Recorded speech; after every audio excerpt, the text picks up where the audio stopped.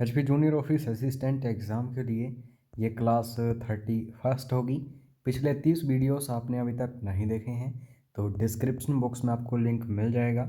और अगर आप अच्छे से तैयारी करना चाहते हो जूनियर ऑफिस असिस्टेंट एग्ज़ाम के लिए तो आप HP studies paid crash courses join कर सकते हैं। फीस अभी तक कम है, जल्द ही इंक्रीज़ हो जाएगी। तो इसमें daily PDFs, daily online mock test, test series, books PDFs, notes PDFs, previous year question papers, videos, phone call support etcetera आपको प्रोवाइड किया जा रहा है। तो व्हाट्सएप करके पूरी डिटेल ले लेना, कितनी फ़ीस है, कितनी वैलिडिटी रहेगी एंड सो ऑन। पहला question, which one is not an impact printer. Impact printer सबसे पहले तो आपको पता होना चाहिए कि प्रिंटर है क्या। प्रिंटर एक आउटपुट डिवाइस है, जो भी रिजल्ट्स होते हैं उनको देखने के लिए हम प्रिंटर्स का यूज़ करते हैं। और दो तरीके के प्रिंटर्स होते हैं, एक इम्पैक्ट और एक non impact printers. Impact printers की हम बात करें तो जो भी पेज होगा जिसके ऊपर आउटपुट जो है प्रिंट की जाती है उसको ये फिजिकली टच करते हैं। और नॉन इम्पैक्ट प्रिंटर की बात करें तो ये बेसिकली जो इंक होती है या फिर जो लाइट होती है उसको स्प्रे किया जाता है इसमें, ठीक है, या फिर लाइट का बीम उस पेज के ऊपर डाला जाता है जैसे लेज़र प्रिंटर में। तो इम्पैक्ट प्रिंटर इनमें से कौन सा नहीं है? बिल्कुल सही आंसर होगा लेज़र प्रिंटर। मैंने अभी अभी आपको बताया कि इसमें लेज़र लाइट का यूज़ होता है ज़्यादातर। और डॉट मैट्रिक्स और डेजी व्हील ये दोनों प्रिंटर्स जो हैं इम्पैक्ट प्रिंटर्स हैं क्योंकि पेज को फिजिकली टच करते हैं। Next question, to locate a data item for storage is. Storage होती है, अलग अलग पाथ्स बने होते हैं कहाँ कहाँ कोई भी डाटा स्टोर है। अगर उन पाथ से हो करके उस डाटा को हम फाइंड आउट करने की कोशिश करते हैं तो उसको क्या बोलते हैं? उसको बोल तो फैच। तो इसका डी ऑप्शन बिल्कुल सही होगा। उसके बाद नेक्स्ट क्वेश्चन है, meaning of data processing is. तो डाटा प्रोसेसिंग होती क्या है दोस्तों? अगर हम डाटा को कन्वर्ट करते हैं इंफॉर्मेशन में तो उसको हम क्या बोलते हैं? प्रोसेसिंग बोलते हैं। लेकिन ऐसी डेफिनेशन इन चार ऑप्शंस में है ही नहीं, तो ऑब्वियसली हम डी ऑप्शन जो है चूज़ करेंगे। उसके बाद ईडीपी, मैं हज़ारों बार बोल चुका हूँ कि कंप्यूटर की दुनिया में आपको फुल फॉर्म्स पढ़नी ही पड़ेंगी। ईडीपी की फुल फॉर्म होती है इलेक्ट्रॉनिक डाटा प्रोसेसिंग। तो इसका डी ऑप्शन बिल्कुल सही है।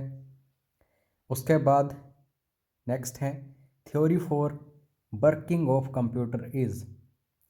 तो अगर हम कंप्यूटर की वर्किंग की थ्योरी की बात करते हैं तो कहीं ना कहीं इसके बाद हमें आउटपुट नज़र आती है, इंफॉर्मेशन नज़र आती है।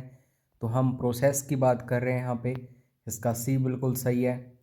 उसके बाद सीपीयू जो है सेंट्रल प्रोसेसिंग यूनिट, दो चीज़ों से बनती है बेसिकली, एक एएलयू और एक कंट्रोल यूनिट यानी कि सीयू।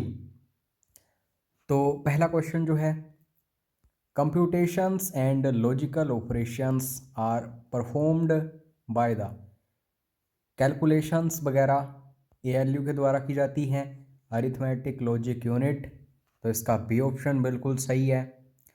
उसके बाद दोस्तों next question, the part of computer that coordinates all it's functions is called its. ALU का काम है जो भी अरिथमेटिक से रिलेटेड फंक्शंस हैं उनको कंप्लीट करना, डिसीज़न मेकिंग करनी हो या फिर ऐसे काफ़ी सारे काम करने हों जिसमें कोऑर्डिनेशन करना हो फंक्शंस का, तो ये सब कुछ करता है कंट्रोल यूनिट। तो इसका डी ऑप्शन सही है। तो सीपीयू भी एक पार्टिकुलर टॉपिक है, इसके बारे में भी कभी डिस्कस करेंगे। हालांकि जिन्होंने भी पेड क्रैश कोर्सेज लिए हैं अराउंड 15 वीडियोस उनको पेड मिल चुके हैं, काफ़ी इंपॉर्टेंट। चाहे कोई भी टॉपिक हो कंप्यूटर का, हर एक टॉपिक को कवर किया जा रहा है। तो आप भी ज्वाइन कीजिएगा अगर आप ज्वाइन कर सकते हैं। उसके बाद next question, the process of carrying out commands in computer is called. Computer में कमांड को कार्यान्वित करने वाली प्रक्रिया कहलाती है।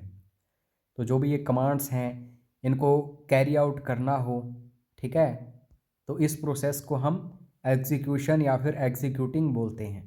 तो इसका डी ऑप्शन बिल्कुल सही है। उसके बाद next question, a collection of unprocessed items is.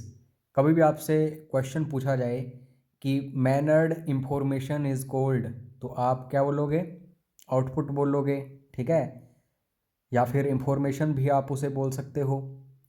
और कभी आपसे क्वेश्चन पूछा जाए कि कोई भी ऐसा डाटा जो अनप्रोसेस्ड है, अनमैनर्ड है, तो उसको आप क्या बोलोगे? तो डाटा, आप बिल्कुल सही आंसर उसका चूज़ करना। तो इस क्वेश्चन के अकॉर्डिंग भी यही सही आंसर होगा, बी इज़ राइट आंसर।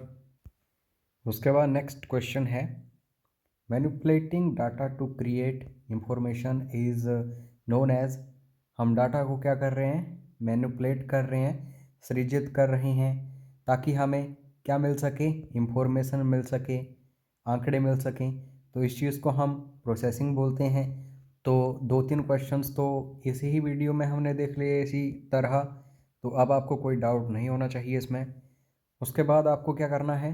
देखना है कि कौन से कथन सत्य हैं एएलयू के बारे में।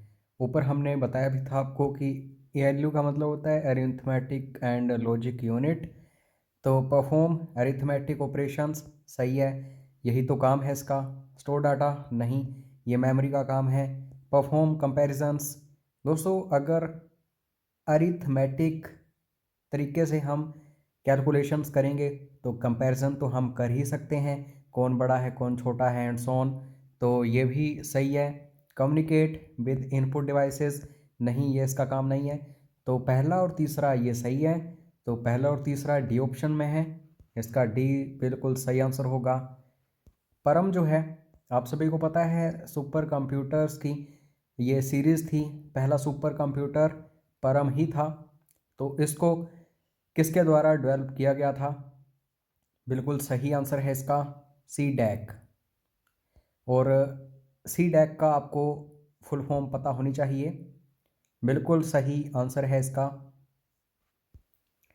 Centre for development of advanced computing, ठीक है। तो इसको भी अच्छे से देख लेना, क्वेश्चन यहाँ से भी काफ़ी बार पूछा जा चुका है। Which devices used a hand held operation system. Hand held का मतलब है कि एक समय था तो मोबाइल फ़ोन्स नहीं थे, तो एक असिस्टेंट यूज़ करते थे लोग कुछ एक बेसिक नीड्स के लिए।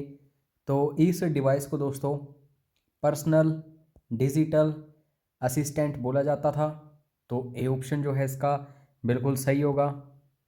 उसके बाद next question, the slate shaped object below mouse is called. ये तो बच्चों वाला क्वेश्चन है, अगर ऐसे क्वेश्चंस भी नहीं आएंगे हमें तो कहीं ना कहीं हम काफ़ी वीक हैं इस फील्ड में। जो माउस होता है दोस्तों, चाहे कोई भी हो, डजेंट मैटर कि वायरलेस है या फिर वायर वाला है, ऑप्टिक है, तो किसी भी माउस के नीचे हम पैड रखते हैं, एक स्लेट की तरह होता है। तो इस चीज़ को हम क्या बोलते हैं? इसको दोस्तों हम माउस पैड बोलते हैं। तो इसका बी ऑप्शन बिल्कुल सही है। और कीज़ के बारे में मैंने काफ़ी आपको समझाया है कि मॉडिफायर कीज़ क्या होती हैं, फंक्शंस कीज़ क्या होती हैं, और टॉगल कीज़ कौन सी होती हैं, कैरेक्टर कीज़ कौन सी होती हैं, न्यूमेरिक कीज़ कौन सी होती हैं, which key is used in combination with another key to perform a specific task. Specific task की बात करूं कि अगर आप इस की को प्रेस कर रहे हो और साथ में अदर कोई भी की प्रेस कर रहे हो तो कोई ना कोई फंक्शन जो है ये काम करेगा, ठीक है। तो हम यहाँ पे बात कर रहे हैं कंट्रोल की। आप सभी को पता भी होगा, काफ़ी बार आपने प्रेस करके इसको अदर किसी की को प्रेस किया होगा तो कुछ ना कुछ फंक्शन रन हुआ होगा। तो ये मॉडिफायर कीज़ होती हैं, कंट्रोल आल्ट वगैरह वगैरह। तो ऐसे क्वेश्चंस लाजमी हैं इन अपकमिंग एग्ज़ाम्स में। उसके बाद नेक्स्ट है दोस्तों MICR। फुल फॉर्म्स का काफ़ी बड़ा खेल है, अगेन फुल फॉर्म से ही रिलेटेड क्वेश्चन है। MICR में सी जो है इसका मतलब क्या होता है, तो इसको भूल जाओ सी को, मैं आपको पूरी इसकी फुल फॉर्म बता रहा हूँ। Magnetic ink character recognition. Cheques जो भी होते हैं बैंकिंग में, वहाँ पे कुछ एक कैरेक्टर्स लिखे होते हैं किसी भी चेक में, चेक नंबर उसे बोला जाता है।